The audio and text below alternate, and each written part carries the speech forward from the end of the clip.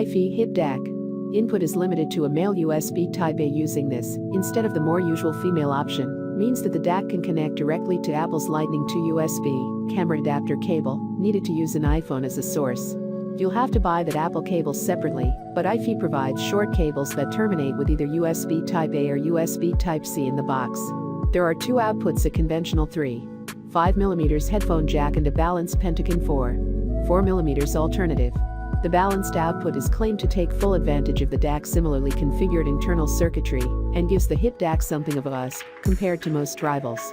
None of our favorite headphones at this level come with a balanced connection, so we'll park its inclusion under interesting rather than essential. A 2200 mAh battery provides internal power, and there's a small LED under the USB Type-C charging port that indicates remaining reserves. A full charge is claimed to take around 3 hours and gives 8 to 12 hours of use.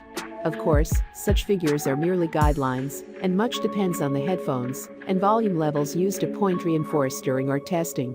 We try the hip-dac with a variety of headphones, from Shure's SE535 in-ears to Sennheiser's Momentum 2.0 over-ears and Beyerdynamics demanding T1s. The hip-dac barely managed 3 hours driving the latter before needing a charge. Thankfully, it was much better with the others. On the front of the DAC, there's a button that changes the gain of the internal amp. This makes headphone matching easier, with less sensitive models needing the volume boost. We're not usually fans of bass emphasis controls, but the one on this unit is subtle enough to be useful.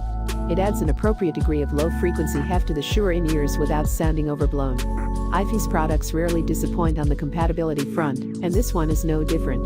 The hip-dac will work with up to 32-bit 384 kHz PCM and DSD 256 files. MQA is also on the menu.